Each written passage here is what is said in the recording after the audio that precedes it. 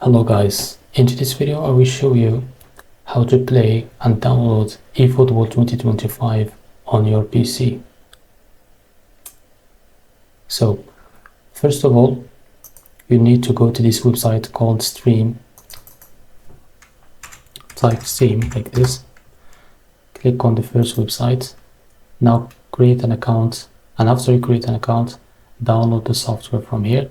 So after you download the software and create an account, go to the software like this and open it.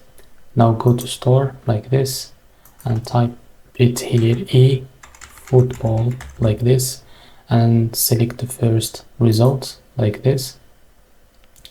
So I am already installed it before, so click on play game and it will install. It's totally free. So how you can find the game after you uninstall it? Go to the library like this and you will find it here or here. As you can see here, click on it and you can play the game for free.